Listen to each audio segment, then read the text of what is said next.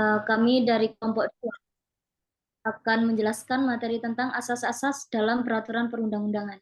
Langsung saja kepada para pemateri, dipersilahkan.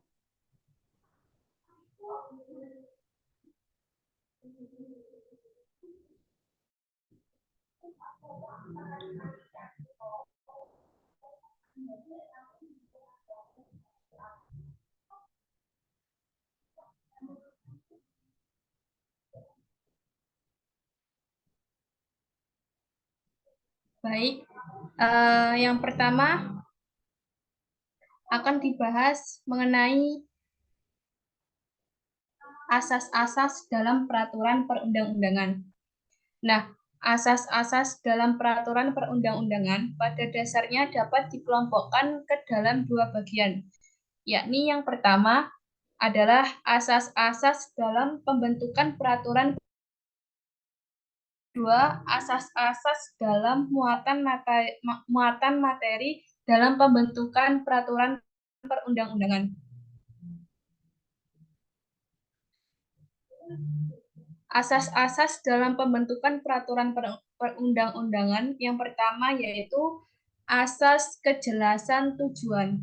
Nah, yang dimaksud dengan asas kejelasan tujuan ini ialah setiap pembentukan peraturan perundang-undangan harus mempunyai tujuan yang jelas yang hendak dicapai. Dalam konteks ini, tujuan harus didefinisikan secara spesifik dan jelas agar peraturan dapat diimplementasikan dengan efektif dan efisiensi. Tujuan yang jelas juga membantu dalam mengantisipasi potensi konflik dan memastikan bahwa peraturan dapat diterapkan secara konsisten dan transparan.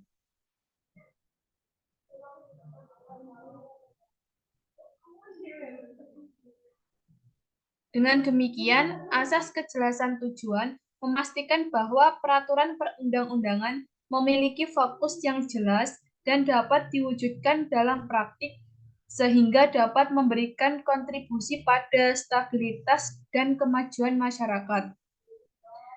Yang selanjutnya, terdapat asas kelembagaan atau organ pembentuk yang tepat. Yang dimaksud asas ini yaitu setiap jenis peraturan perundang-undangan harus dibuat oleh lembaga atau pejabat pembentuk peraturan perundang-undangan yang berwenang. Tujuan dari asas ini adalah untuk memastikan bahwa peraturan perundang-undangan yang dibuat memiliki legitimasi yang kuat dan dapat diterapkan secara efektif.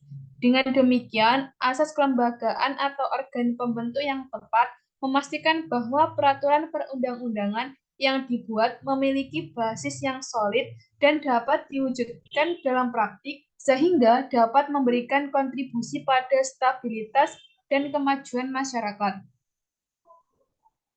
Untuk materi berikutnya akan disampaikan oleh pemateri selanjutnya. Pada pemateri selanjutnya, dipersilahkan. Oke, terima kasih moderator.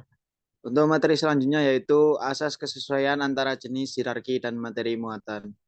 Nah, perlu diketahui dalam pembentukan peraturan perundang-undangan harus benar-benar memperhatikan materi muatan yang tepat sesuai dengan jenis dan hierarki peraturannya. Nah, prinsip yang digunakan untuk memastikan bahwa informasi yang disajikan dalam suatu konteks ini memiliki konsistensi dan relevansi jenis mengacu pada kode kategori atau jenis komunikasi tertentu seperti naratifnya, deskriptifnya, dan persuasif atau ekspositorinya. Nah, hierarki mengacu pada struktur atau urutan informasi dalam suatu konteks yang dapat berupa hierarki berbasis topik, waktu, atau tingkat penting. Materi muatan merujuk pada isi atau topik yang dibahas dalam suatu konteks komunikasi. Di sini saya beri contoh yaitu dalam sebuah negara, undang-undang tentang pendidikan dibentuk untuk mengatur secara umum tentang sistem pendidikan di negara tersebut. Sedangkan peraturan pemerintah tentang kurikulum disusun untuk mengatur detail terkait dengan penyusunan kurikulum di sekolah-sekolah. Nah, konsistensi antara jenis, hierarki, dan materi muatan peraturan perundang-undangan ini penting untuk menjaga kejelasan, kepastian hukum, dan efektivitas dalam pelaksanaannya. Selanjutnya yaitu asas dapat dilaksanakan. Asas ini menyatakan bahwa suatu hukum atau peraturan harus dapat dilaksanakan dan ditegakkan dalam prakteknya atau dalam penerapannya. Ini berarti bahwa hukum atau peraturan tersebut harus dapat diimplementasikan dan dijalankan secara efektif dalam kehidupan sehari-hari masyarakat negara tersebut. Maksudnya yaitu pembentukan peraturan perundang-undangan harus memperhitungkan efektivitas daripada peraturan perundang-undangan tersebut di dalam masyarakat, baik secara filosofis, sosiologis, maupun yuridis. Nah, secara detail, ini berarti bahwa suatu peraturan hukum haruslah jelas, tidak ambigu, dan memungkinkan untuk dijalankan tanpa hambatan yang berarti. Peraturan hukum yang tidak dapat dilaksanakan dapat mengakibatkan ketidakpastian hukum, kesulitan dalam penegakan hukum, serta ketidakadilan dalam penerapannya. Nah, di sini saya beri contoh dari asas tersebut, yaitu ketika sebuah undang-undang ini mengatur mengenai larangan penggunaan zat-zat terlarang, ini tidak menyebutkan dengan jelas zat-zat mana yang dilarang. Maksudnya tidak menyebutkan secara spesifik terkait zat-zat tersebut. Nah, pengawasan yang dilakukan dan sanksi yang akan diberlakukan terhadap pelanggar ini sulit untuk dilaksanakan dengan efektif. Sebagai akibatnya, penegak hukum terhadap penggunaan zat terlarang dapat menjadi tidak konsisten dan tidak efisien. Selanjutnya yaitu asas kedayagunaan dan kehasilgunaan setiap peraturan. Perundang-undangan dibuat karena memang benar-benar dibutuhkan dan bermanfaat dalam mengatur kehidupan bermasyarakat, berbangsa dan bernegara. Asas ini juga mengharuskan interpretasi dan penerapan setiap peraturan atau undang-undang untuk mencapai tujuan yang berguna dan memperoleh hasil yang baik. Ini berarti bahwa hukum ini harus diterapkan dengan mempertimbangkan kemanfaatan dan hasilnya bagi masyarakat secara keseluruhan. Nah, di sini contohnya yaitu sebuah peraturan lalu lintas yang membatasi kecepatan maksimum di jalan raya atau di jalan-jalan umum bertujuan untuk apa? Untuk meningkatkan keselamatan bagi pengguna jalan dan mengurangi kecelakaan. Dengan menetapkan aturan ini dapat meningkatkan kemanfaatan secara keseluruhan, secara komprehensif bagi masyarakat dengan mengurangi risiko kecelakaan dan cedera di jalan raya tersebut. Selanjutnya yaitu asas kejelasan rumusan. Nah, asas ini menjelaskan bahwa setiap peraturan perundang-undangan harus memenuhi persyaratan teknis, penyusunan peraturan perundang-undangan, sistematika, pilihan kata atau istilah, serta bahasa hukum yang jelas dan mudah dimengerti. Sehingga apa? Sehingga tidak menimbulkan berbagai macam interpelasi dalam pelaksanaannya. Hal ini penting dilakukan agar semua pihak yang terlibat dapat memahami isi muatan dari peraturan tersebut dengan mudah dan tidak menimbulkan keraguan atau ambiguitas. Nah, di sini saya beri contoh yaitu peraturan pemerintah, yang mana sebuah peraturan pemerintah tentang pembayaran pajak. Ini rumusan yang jelas adalah dengan menyebutkan secara detail jenis-jenis pajak yang harus dibayarkan, batas waktu pembayaran, dan konsekuensi jika tidak membayar pajak tepat waktu. Untuk materi selanjutnya akan dijelaskan oleh presenter berikutnya. Baik, yang terakhir ada asas keterbukaan. Asas keterbukaan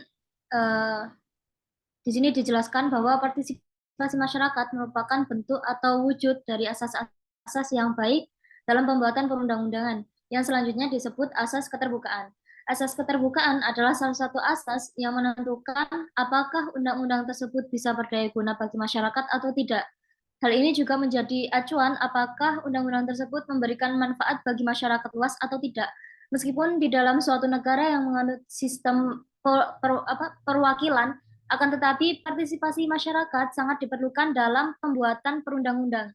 Karena hal demikian akan mencerminkan kedemokrasian bagi suatu negara, khususnya negara Indonesia. Secara aturan, partisipasi memang sudah dilaksanakan, akan tetapi yang menjadi kendala adalah masalah aspirasi masyarakat yang menjadi substansi dalam aturan tersebut. Kendala eh, tergantung pada pembentuk undang-undang yang kepentingan di dalamnya, baik itu kepentingan individu atau kelompoknya sendiri yang secara tidak langsung bukan berdasar pada kepentingan masyarakat luas. Materi selanjutnya saya serahkan kepada pemateri selanjutnya.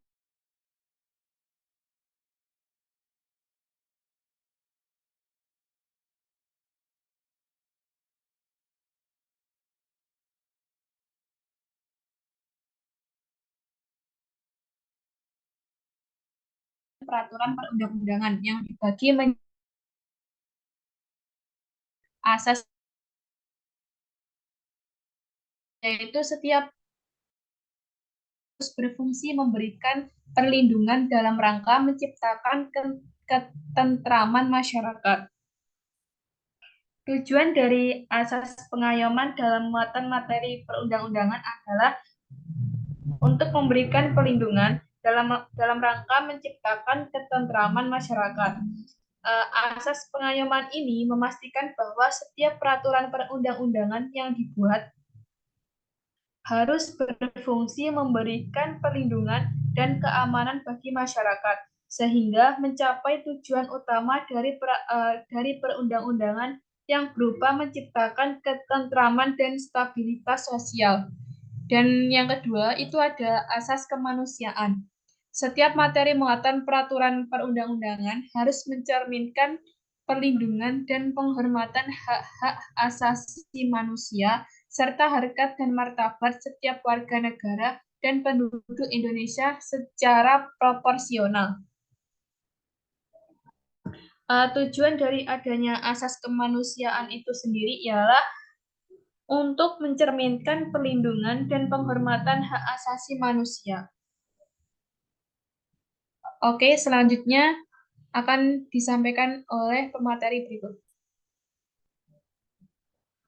Baik, selanjutnya adanya asas kebangsaan. Nah, jadi asas kebangsaan itu menjadi salah satu asas materi muatan peraturan perundang-undangan yang ada di Indonesia, yang dimana artinya dari asas kebangsaan ini merupakan setiap materi muatan peraturan perundang-undangan harus mencerminkan sifat dan watak bangsa Indonesia yang majemuk dengan tetap menjaga prinsip Negara Kesatuan Republik Indonesia.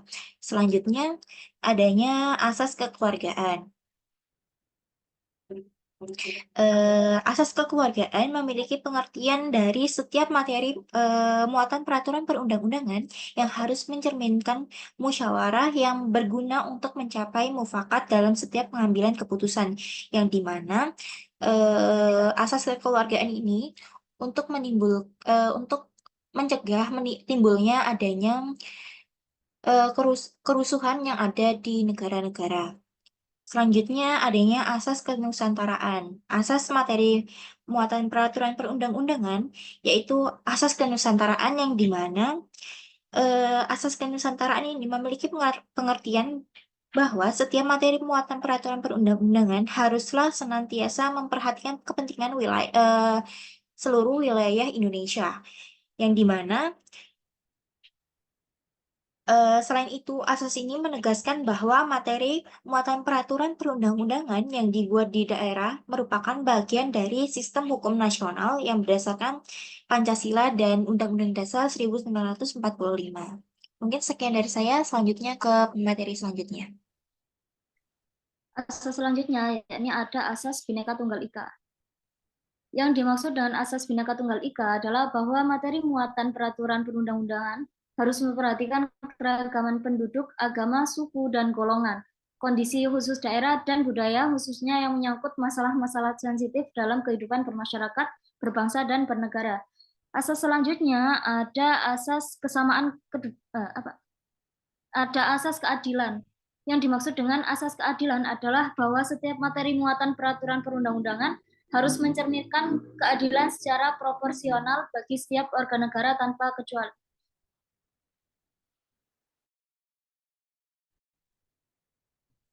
Pada pemateri selanjutnya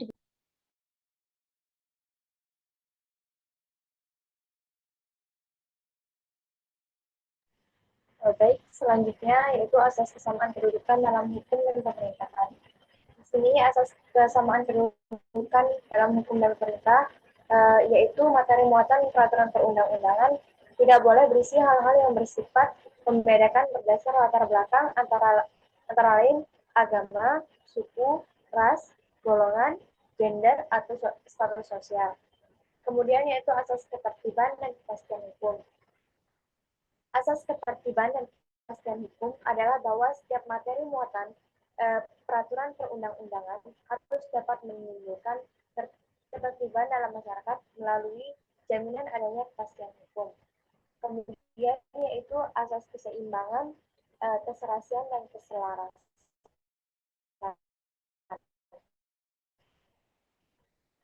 Asas keseimbangan, materi perundang-undangan harus mencerminkan keseimbangan, keserasian, dan keselarasan antara kepentingan individu dan masyarakat dengan kepentingan negara. Sekian dari saya kembalikan kepada negara. Sekian materi yang dapat kelompok kami sampaikan. Kurang lebihnya kami mohon maaf. Terima kasih. Wassalamualaikum warahmatullahi wabarakatuh. Waalaikumsalam warahmatullahi wabarakatuh.